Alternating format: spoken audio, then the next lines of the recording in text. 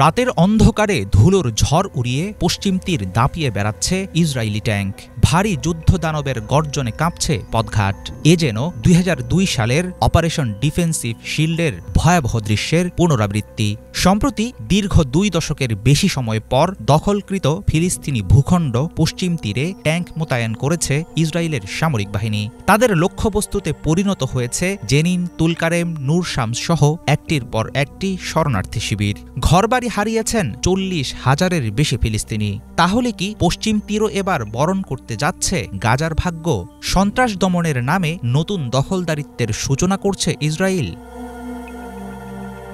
গাজায় চলমান যুদ্ধবিরতি শুরুর পরপরই উত্তর পশ্চিম তীরে অপারেশন আয়রন ওয়াল নামের সামরিক অভিযান শুরু করে ইসরায়েল।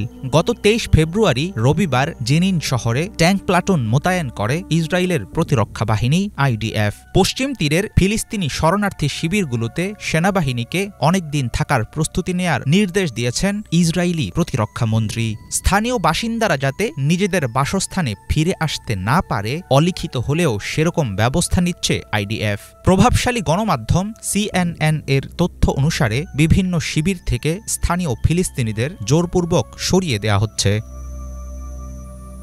১৯৪৮ সালে ইসরায়েল রাষ্ট্র প্রতিষ্ঠিত হলে আরব ইসরায়েল যুদ্ধের পর জর্ডানের অধীনে চলে যায় পশ্চিম তীর। ফিলিস্তিনিরা তখনও স্বপ্ন দেখছিল একটি স্বাধীন রাষ্ট্রের। কিন্তু ১৯৬৭ সালের ৬ দিনের যুদ্ধে পশ্চিম তীর, গাজা, পূর্ব জেরুজালেম সহ অনেক বড় ভূখণ্ড দখল করে নেয় ইসরায়েল। নিজস্ব ভূমি থেকে ফিলিস্তিনিদের উৎখাত করে সেখানে শুরু করে অবৈধ বসতি স্থাপন।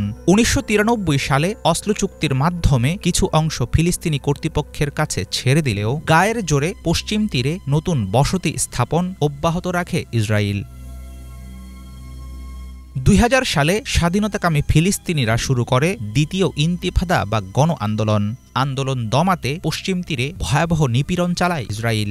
২০০২ সালে অপারেশন ডিফেন্সিভ শিল্ড নামক অভিযানে ট্যাঙ্ক নিয়ে পশ্চিম তীরে ঢোকে সামরিক বাহিনী।